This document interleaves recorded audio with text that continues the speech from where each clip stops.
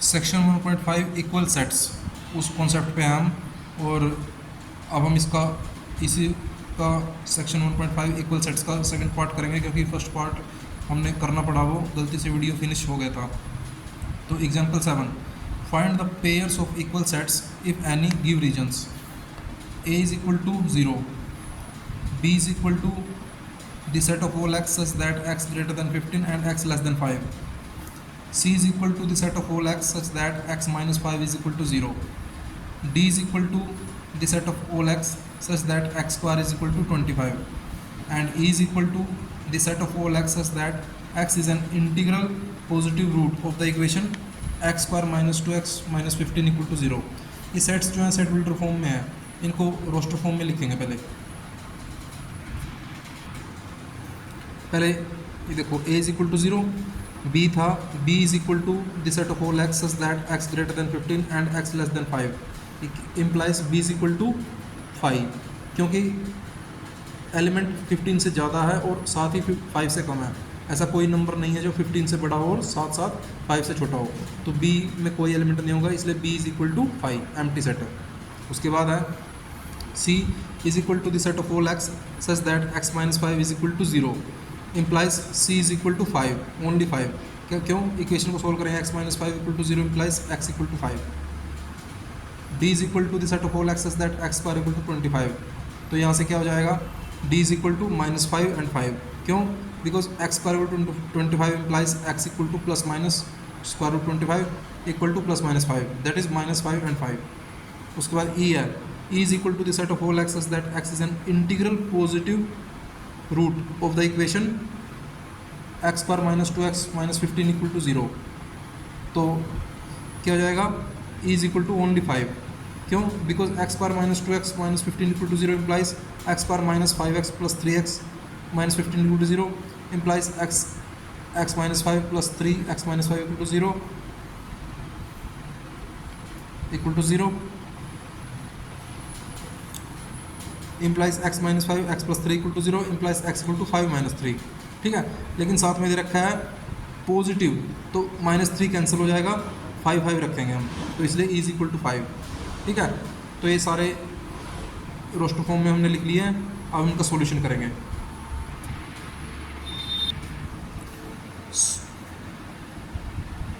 Solution, since 0 belongs to a, यहाँ पे देखो 0 a में है, and 0 does not belong to any of the sets b, c, d and e, it follows that a not equal to b, not equal to c, not equal to d and not equal to e.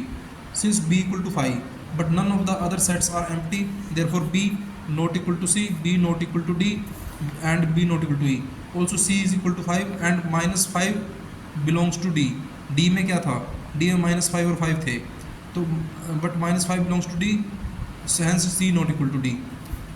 since e equal to 5, e हमारा 5 था, हमने roster form में लिखा था जब, तो c is equal to e। further d equal to minus 5 5 and e equal to only 5, we find that d not equal to e। thus the only pair of equal sets is c and e।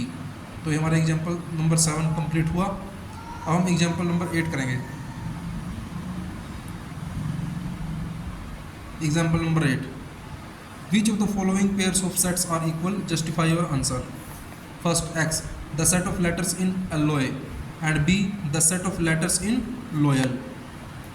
Second, a is equal to the set of all n such that n belongs to z and n square less than equal to 4, and b is equal to the set of all x such that x belongs to r and x square minus 3x plus 2 equal to 0. Solution, we have x is equal to ALLOY and b is equal to LOYAL, then x and b are equal sets as repetition of elements in a set do not change a set, thus x equal to ALOY equal to b।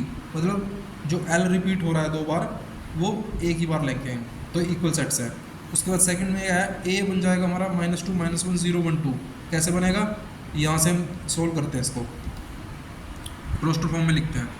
देखो, a is equal to the set of all n such that n square less than equal to 4, तो a हो जाएगा आपका -2 -1 0 1 2। क्यों जाएगा, देखो -3 का square 9 है जो ग्रेटर देन 4 है, -2 का स्क्वायर 4 है less than equal to 4, minus one का स्क्वायर 1 है लेस देन इक्वल टू 4, 0 का स्क्वायर 0 है लेस देन इक्वल टू 4, 1 का स्क्वायर 1 है जो कि लेस देन इक्वल टू 4 है, 2 का स्क्वायर 4 है लेस देन इक्वल टू 4, 3 का स्क्वायर 9 है ग्रेटर देन इक्वल टू 4। तो कौन कौन से एलिमेंट्स आएंगे, -2 -1 0 1 2। ठीक है, तो a इज इक्वल टू हो जाएगा -2 -1 0 1 2। साथ ही साथ हम b का भी कर लेते हैं। b दे रखा है, b is equal to the set of whole x such that x belongs to R and x square -3x + 2 equal to 0। तो b हो जाएगा हमारा b इज इक्वल टू 1 2। कैसा आएगा, इस इक्वेशन को सोल्व करेंगे और यहाँ से 1 2 आएगा। देखते हैं, ये देखो x square -3x + 2 equal to 0। By the method of factorization हम इसको सोल्व करेंगे। x square -2x minus x equal to + 2 equal to 0 implies x -2 -1 x -2 equal to 0 implies x -2 x -1 equal to 0 implies x equal to 2 1। ठीक है, ये 10th class में अच्छे से solve कर रखा है, वहाँ पे आप देख सकते हो by the method of factorization. तो 2 1 आ जाएंगे एलिमेंट। तो यहाँ पर क्या हो जाएगा हमारा, b हो जाएगा b इज इक्वल टू 1 2। यहाँ पे हमारा क्या है, b इज इक्वल टू 1 2। तो सेकंड हम सोल्व करते हैं। सेकंड में क्या है, a इज इक्वल टू हो जाएगा -2 -1 0 1 2 and b is equal to 1 2। तो क्या होगा हमारा, क्या a और b इक्वल है, नहीं होंगे। Since 0 belongs to a and 0 does not belong to b, a and b are not equal sets. तो इस हिसाब से हमारा एग्जाम्पल नंबर 8 भी कंप्लीट हो गया। ओके।